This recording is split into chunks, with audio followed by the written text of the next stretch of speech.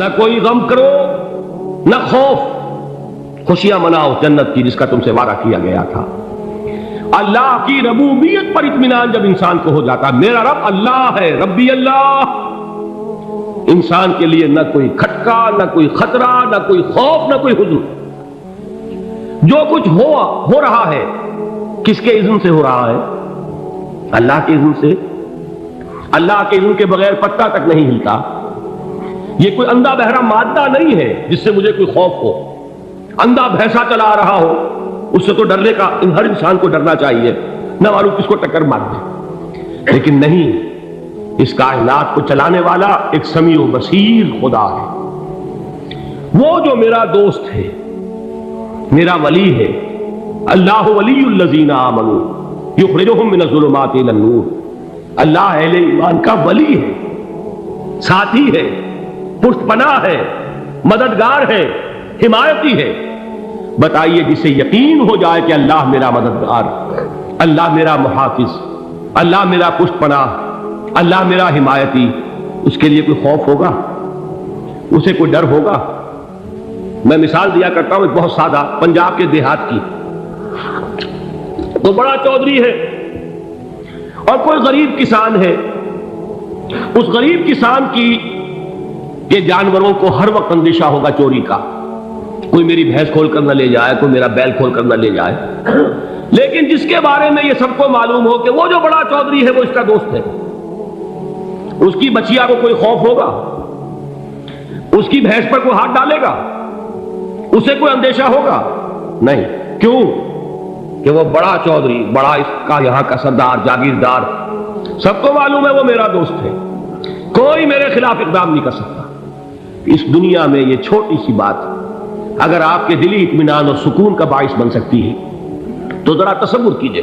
میں لفظ تصور استعمال کروں گا صرف اس لیے کہ اس کا ہم جس کو کہتے ہیں ادراک اور شعور کر نہیں سکتے، اگر کے ساتھ کر سکتے۔ اگر یقین ہو کہ اللہ میرا مددگار اور یقین ہو کہ اللہ ہر آن میرے ساتھ ہے، پھر کوئی خوف؟ کس کا خوف؟ کوئی شے اللہ سے بالا تر ہے؟ کوئی قوت اس سے زیادہ طاقتور ہے؟ کوئی اس کے ارادے کو بدلنے والا ہے؟ کوئی اس کی مشیت کے آڑے آنے والا ہے؟ یہی بات ہے جو حضور نے فرمائی، یہ ایمان کا حاصل ہے لب لباب،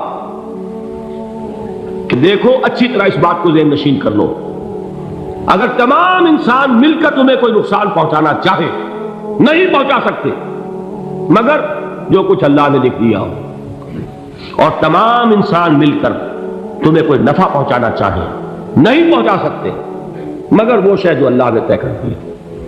آپ پھر میں کہوں گا ذرا تاریخ کیجئے، اسے فرض کیجئے، اسے سوچئے، اگر اس حدیث پر ہمارا دل ٹھکا ہوا ہو تو کسی سے ڈر ہوگا؟ یہ مجھے نقصان نہ پہنچا دے، یہ میری رپورٹ خراب نہ کر دے، یہ میری انکریمنٹ نہ رکوا دے، یہ میرا یہ نہ بگاڑ دے، یہ میرا یہ نقصان نہ پہنچا دے۔ اس کا ڈر، اس کا ڈر، اس کا خوف، اس کی خوشامد، اس کے لیے جا کر طرح طرح سے اپنی عزت نفس کو ذلیل کروانا اس کے سامنے، یہ سب کچھ کیوں کرتا ہے انسان؟ جب سمجھتا ہے کہ اس کے ہاتھ میں میرا کوئی نفع ہے، اس کے ہاتھ میں میرے لیے کوئی ضرر ہے، یہ مجھے کوئی غضب پہنچا سکتا ہے، یہ مجھے کوئی نقصان پہنچا سکتا ہے، یہ میرا کوئی کام بنا سکتا ہے، یہ میری کوئی ضرورت پوری کر سکتا ہے، اسی کا نام شرک ہے۔ جہاں آپ نے یہ سمجھا کہ غیر اللہ کے اندر کوئی طاقت موجود ہے وہی شرک ہے۔ بتوں سے تجھ کو امیدیں، خدا سے نو امیدی، مجھے بتا تو صحیح اور کافری کیا ہے؟ شرک تو یہ ہے جس پر بھی تمہیں یہ خیال ہے کلمہ ہے، یہ کلمہ سوم لا حول ولا قوت الا باللہ، ذرا اس پر دل کو کبھی اگر آپ تصور کریں، پھر فرض کریں دل ٹھک جائے اس پر، کوئی طاقت نہیں۔ یہی بات تھی جو شیخ عبد القادر جیلانی رحمۃ اللہ علیہ نے اپنی وصیت میں اپنے بچے سے کہی۔ 11ویں دینے والے ہیں لیکن حضرت شیخ عبد القادر جیلانی کی وصیت اور تعلیمات کو کتنے لوگ نہیں جانتے ہو؟ یہ جن مقامات تک پہنچے ہیں وہ کس چیز کی بدولت پہنچے؟ انہوں نے جو پیغام دیا وہ کیا تھا؟ اے میرے بچے، جس طریقے سے قرآن مجید میں حضرت لقمان کی نصیحتیں جو ہے نقل کر دی گئی ہیں، میں یہ کروں گا بالفرض اگر قرآن حضرت عبد القادر جیلانی کے بعد نازل ہوا ہوتا تو شیخ عبد القادر کی یہ نصیحتیں بھی قرآن میں درج ہوتی۔ اتنی اونچی نصیحتیں ہیں. اے میرے بچے اس حقیقت کو ذہن نشین کر لے, لا فاعل فی الحقیقت ولا مؤثر الا اللہ. اس کائنات میں نہ کوئی فاعل حقیقی ہے نہ مؤثر حقیقی ہے سوائے اللہ. کسی شے میں کوئی تاثیر نہیں اگر اللہ نہ چاہے. آگ جلا نہیں سکتی اگر اللہ نہ چاہے. پانی ڈبو نہیں سکتا اگر اللہ نہ چاہے. زہر ہلاک نہیں کر سکتا اگر اللہ نہ چاہے. کوئی چیز فائدہ نہیں پہنچا سکتی اگر اللہ نہ چاہے. تو در در پہ کیوں سر جھکاتے ہو؟ در در پر کیوں جبیں سائی کرتے ہو؟ سب کے سامنے کیوں ہاتھ پھیلاتے ہو؟ ایک اللہ سے مانگو, ایک اللہ کے سامنے زمین پر اپنی جبین رکھو. لا فاعل فی الحقیقت ولا مؤثر الا اللہ. نظر آتا ہے ہمیں کہ پانی پیاس بجھا دیتا ہے. پیاس بجھانے کی صلاحیت پانی میں نہیں ہے, اللہ کے اذن سے. کھانا بھوک مٹا دیتا ہے. بھوک مٹانے کی صلاحیت کھانے میں نہیں ہے, اذن رب میں. دیکھیے یہی یقین تھا. حضرت موسیٰ علیہ السلام کا واقعہ یاد کیجئے. سامنے سمندر آ گیا ہے, قوم دیکھتی ہے پیچھے کہ گرد و غبار کا طوفان. معلوم ہوا کہ فرعون اپنے لشکر سمیت آ گیا. لشکر جب چلتا تھا تیز رفتاری کے ساتھ تو گرد و غبار کا جو طوفان اٹھتا تھا اس کا تصور کیجیے. اور لمحہ بلمحہ وہ قریب آ رہا ہے. پوری قوم نے کیا کہا؟ اے موسیٰ انا لمدرکون, اے موسیٰ ہم کو پکڑے گئے. قرآن مجید میں تو یہاں وہ باتیں نہیں لکھی ہیں, لیکن تورات میں یہ درج ہے کہ بنی اسرائیل جھگڑنے لگے, دست و گریبان ہو گئے موسیٰ کے ساتھ. موسیٰ نے یہاں مروایا لا کر, اسے تو ہم ہی بہتر تھے. وہاں کھانے کو ملتا تھا, زندگی تو تھی, بیگار ہم کر رہے تھے, موت تو نہیں تھی. اب جو کچھ ہوگا اس کا تصور کرو, جس طریقے سے ہمارے ٹکڑے اڑائے جائیں گے. تو لڑ رہے ہیں حضرت موسیٰ علیہ السلام سے. یہ تورات کی تفصیل ہے. قرآن میں صرف اتنا آیا ہے, پریشان ہو کر انہوں نے کہا انا لمدرکون, موسیٰ ہم کو پکڑے گئے. اس وقت موسیٰ کا جواب کیا ہے؟ کلا ان معی ربی سیہدین. نہیں, میرے ساتھ میرا رب ہے, وہ راستہ دے گا. بتائیے کہاں راستہ نظر آ رہا ہے؟ یہ ہے ایمان بالغیب. راستہ نظر نہ آئے تب اللہ پر یقین ایمان ہے. جیب میں پیسے ہوں اور تب دل کو اطمینان ہے تو ایمان کس پر ہوا؟ پیسے پر, اللہ پر نہیں. جب وسائل و ذرائع نہ ہو اور پھر یقین ہو کہ اللہ مسبب الاسباب ہے, وہ اسباب کا پابند نہیں ہے, وہ اسباب کا محتاج نہیں ہے, اسباب اس کے محتاج ہے. اگر یہ یقین ہے تو اللہ پر ایمان ہے, یہ نہیں ہے تو تمہارا ایمان اسباب پر ہے, مسائل پر ہے, ذرائع پر ہے, مادیات پر ہے, اللہ پر نہیں. اس وقت کہاں راستہ تھا؟ کوئی راستہ تھا؟ سمندر ہے اور ادھر سے لشکر آ گیا ہے. کلا ان معی ربی سیہدین. اب دیکھیے ایمان کہہ دینا آسان ہے, ہوا معکم اینما کنتم, جہاں کہیں بھی تم ہوتے ہو اللہ تمہارے ساتھ ہوتا ہے. لیکن اس کا یقین قائم ہو جائے تو زمین و آسمان کا فرق واقع ہو جائے. یہی بات ہوئی حضور کے ساتھ. غار ہے, چھپے ہوئے ہیں محمد رسول اللہ اور آپ کے وہ یار غار ابو بکر صدیق رضی اللہ تعالی عنہ. اقبال نے حضرت ابو بکر کی شان میں چند اشعار کہیں صرف, لیکن واقعہ یہ ہے کہ بھاری بھاری نظموں پر اور قصیدوں پر بھاری ہے. طویل ترین نظمیں اور قصیدے ہوں ان پر بھاری ہے. ہمتیں ابو بکر کی ہمت جو ہے, کشت ملت را جو ابر, جیسے بارش سے کھیتی اپجتی ہے, ابو بکر کی ہمت اور عظیمت اس امت کو اسی طرح سینچنے والی ہے. ثانیے اسلام و غار و بدر و قبر, وہ دوسرے تھے اسلام میں, دوسرے. پہلے کون تھے؟ انا اول المومنین, حضور فرماتے ہیں سب سے پہلا ایمان لانے والا میں. دوسرے ابو بکر.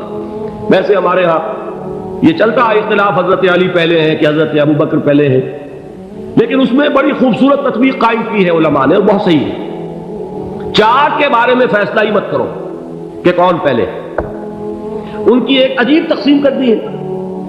آزاد مردوں میں, بالغ مردوں میں سب سے پہلے ابو بکر, بچوں میں سب سے پہلے علی, خواتین میں سب سے پہلے خدیجہ, اور غلاموں میں سب سے پہلے زید بن حارثہ.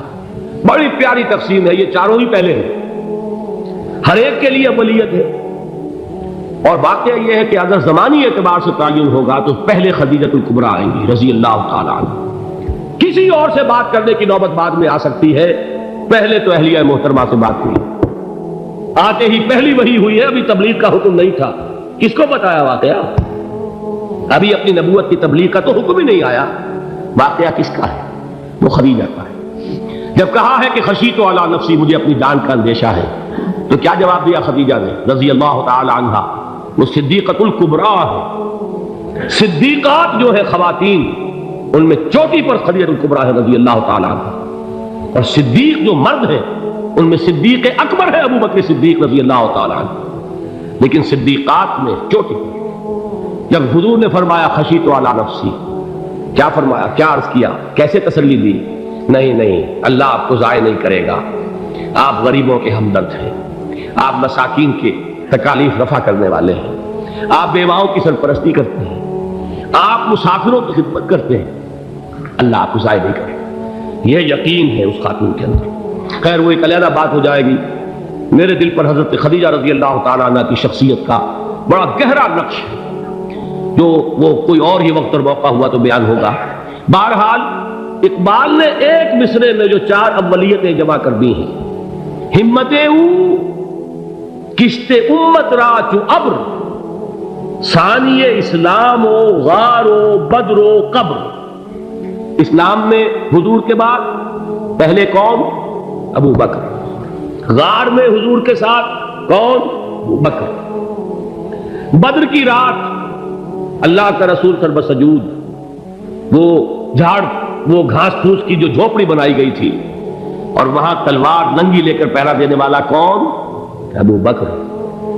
اور اس حجرہ عائشہ میں محمد کے بعد سب سے پہلے دفن ہونے والا کون؟ ابو بکر رضی اللہ تعالیٰ عنہ صلی اللہ علیہ وسلم۔ وہ جو معاملہ میں سنا رہا تھا غار ثور کا، حضرت ابو بکر بھی حضور کے خیال سے لرز گئے ہیں۔ آپ کو یاد ہوگا کہ جا کر پہلے تمام جتنے سوراخ تھے انہیں بند کیا ہے، ایک سوراخ رہ گیا تھا جس کو بند کرنے کے لیے کوئی کپڑا نہیں تھا، وہاں اپنی ایڑی رکھی ہے، تب کہا ہے حضور سے تشریف لائیے، اور اپنے زانو پر حضور کو لٹایا ہے، اور وہاں کسی موذی جانور نے کاٹا ہے، حضور کی آنکھ لگ گئی تھی، اس وقت اس بل کے اندر جو بھی بچھو ہے کیا ہے واللہ عالم، اس نے کاٹا ہے، اس کی تکلیف کی وجہ سے ابو بکر کی آنکھوں سے آنسو ٹپک گئے، حضور کے چہرے مبارک پر پڑے ہیں، تو حضور جاگے ہیں، معاملہ کیا ہے؟ ایڑی نہیں ہٹائی وہاں سے، مبادا وہ جانور وہاں سے نکل کر محمد الرسول اللہ کو کوئی گزن پہنچا دے، ابو بکر کی ایڑی ہے، جس طرح چاہے کھا لے، ختم کر دے، جان نکل جائے تب کوئی آنچ آئے، محمد پر تو آئے، لیکن جیتے جی نہیں۔ وہ ہے ابو بکر۔ حضور کے خیال سے اس وقت حضور نے پھر اپنا لعاب دہن لگایا ہے، اور اس سے پھر آپ کی تکلیف ختم ہوئی۔ جیسے خیبر میں حضرت علی کی آنکھ دکھ رہی تھی، اس کو جو شفا حاصل ہوئی ہے وہ بھی حضور کے لعاب دہن سے ہوئی۔ تو بہرحال اس وقت انہوں نے کہا ہے کہ اے نبی یا رسول اللہ، اگر اس وقت ان میں سے کسی نے غیر ارادی طور پر بھی اپنے قدموں کی طرف جھانک لیا تو پکڑے جائیں۔ کیا جواب تھا اللہ کے رسول کا؟ لا تحزن ان اللہ معنا، اللہ ہمارے ساتھ ہے، کیوں گھبراتے ہو ابو بکر؟ یہ ہے ایمان باللہ، میرا مالک اللہ، میرا رازق اللہ، میرا محافظ اللہ، میرا مددگار اللہ، میرا پشت پناہ اللہ، میرا دوست اللہ۔